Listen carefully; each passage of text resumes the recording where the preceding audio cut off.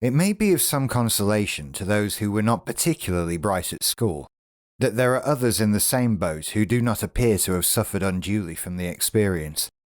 But anyone like Jip, who had the misfortune to be educated at Watlington County Grammar, was not expected to show any evidence of intellectual output.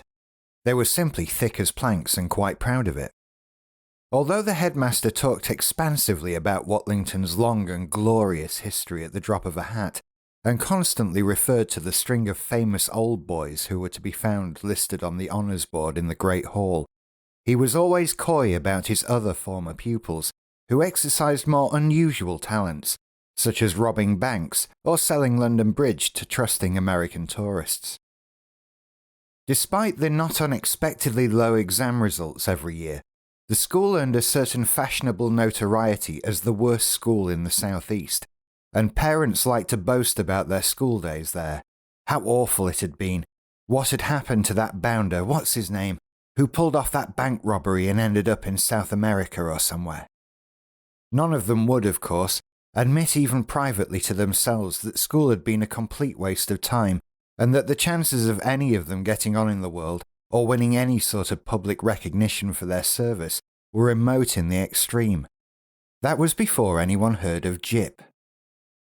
Not that Jip had any idea of making a name for himself. With a name like Jefferson Youll Patbottom, he felt he had already been burdened with more than his fair share of bad luck, which explains how he accepted his nickname so readily in the first place. The simple explanation is that whereas most of the others at his school couldn't think, Jip couldn't count. He had never been able to, and as far as he could see, he never would, which may explain why he ended up working for the civil service. When his father, George, heard about it, he simply couldn't contain himself and roared with laughter. "You? In the civil service?" he gasped. "You've got to be joking. What sort of work are you doing there?"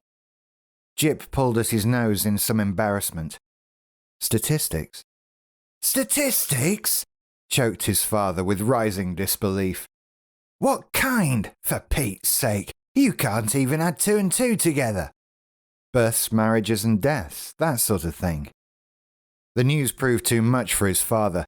He looked around the room waiting for someone to tell him it wasn't true, then collapsed in his chair wheezing with laughter.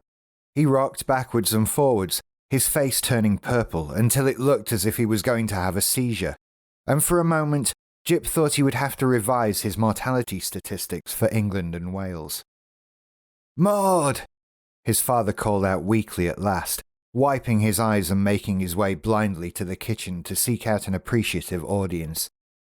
"Listen to this. It's a corker. Do you know what your son's gone and done this time? They've made him a civil servant. He's the one they're relying on to tell them how many people we've got in the country. Blimey, I don't know why they don't get him to count up the number of civil servants there are. We're knee-deep in them already." Jip tried not to listen and pushed the cat away moodily.